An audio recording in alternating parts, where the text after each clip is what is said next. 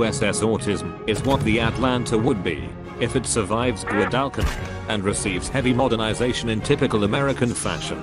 Unlike that virgin Soviet battle canoe, you maintain the hull and compactness of the Atlanta, but now with more HP, additional plating, more AA, and even better torpedoes. It gets one of the best 127mm guns in the game, with fire chance rivaling bigger guns, higher shell velocity than American cruiser guns, plus SAP. It even looks adorable. But the main thing that sells the ship is the reload booster, with a ridiculous 75% buff that gives a whole new meaning on punishing broadsides.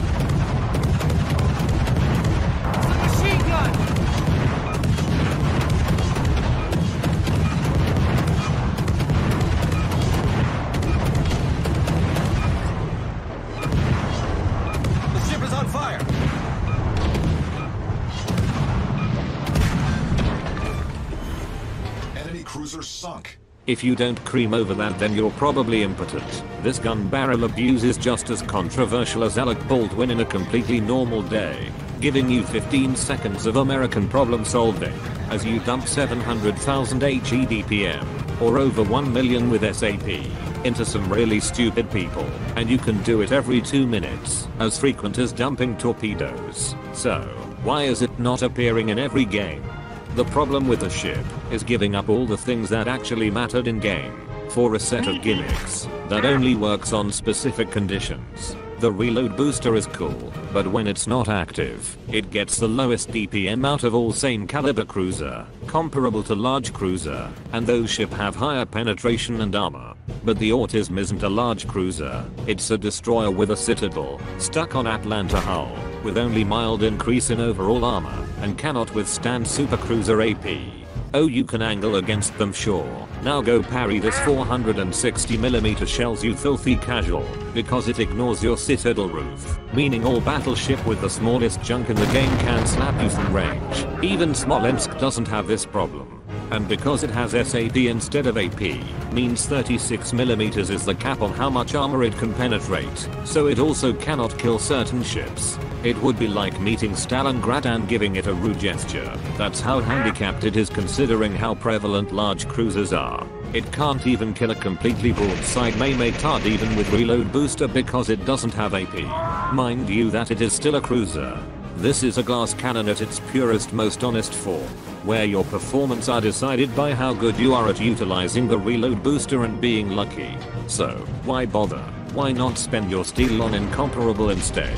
For a ship you can only obtain using competitive currency, it is very much not competitive.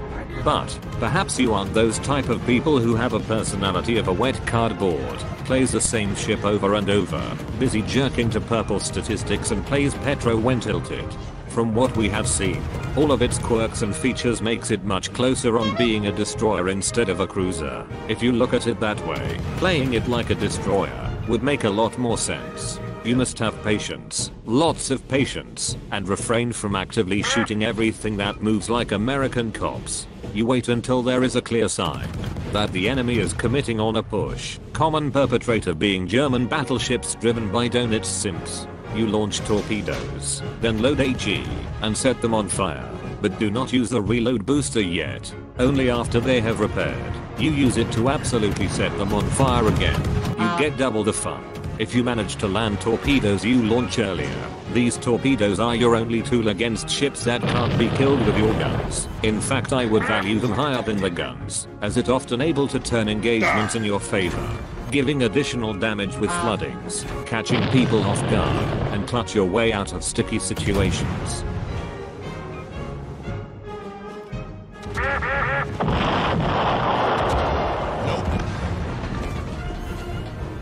Once you can reliably win the pissing contest without losing much hit points, you can start finding opportunities, no matter how small. You want quick and decisive action, not a prolonged engagement, just like how the Japanese fight in World War II, and subsequently lost. Because people who aren't limited to single brain cell will know what the Autism is capable of, and will attempt to keep you busy, or ambush you instead. The ship came from the stupid part of America, so naturally it has lots of haters, but that's just more power for you. You reposition often, more often than any other cruiser, while not shooting anything and using islands as cover. Then suddenly appear, throwing taxpayers' money on some innocent ships that doesn't owe you anything, because that's what Americans do. Gets funnier if they give you compliments in return. What about ammo choice? Well, you must remember ships that would melt to SAP when showing broadside. If you get none of them, then you default to AG. Assume people know about SAP and why they should angle against them.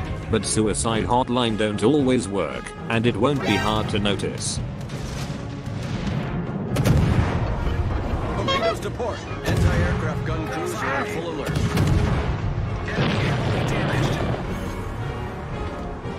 Enemy submarine sunk.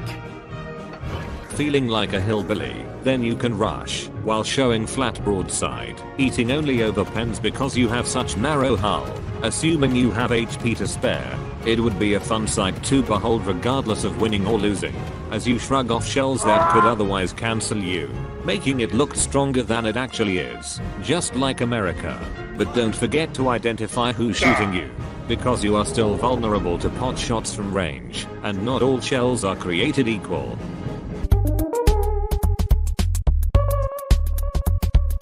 Think fast, Chucklenut! As long as you're the one who starts the conflict and control the battle, you will have amazing games with the autism. Just make sure to always dodge sentient dildos.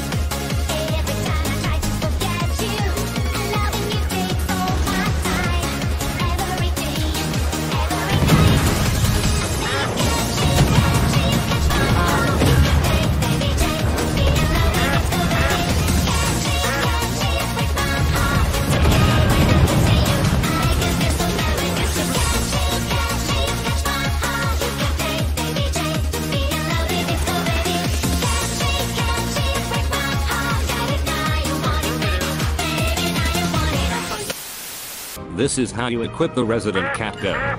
You take expert loader, demolition expert, superintendent, and concealment expert. Then take heavy HE and SAP shells because it is painfully obvious it was made for the ship. Then survivability expert, adrenaline rush, and your choice of fill the tubes or focus fire training. You can also take radio location instead to be extra certain when sneaking behind islands. For the upgrades you take main armament 1, engine room protection, aiming system, propulsion, concealment mod 1, or steering gears mod 2 if you think it's too sluggish, and main battery mod 3. The USS Autism demands zero tolerance and perfectly executed move. In a game where RNG is prevalent and can negate your tactics, it is one-dimensional in a totally wrong way, countered by everything.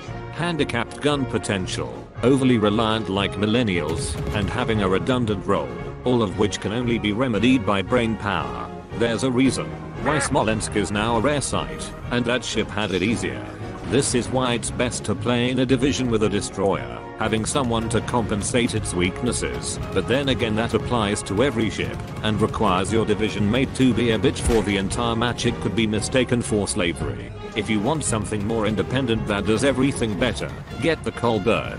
Not only it has more guns and permanent reload booster, it also has the speed, armor that works, armor piercing, and most importantly French fucking bias nobody gives a shit about.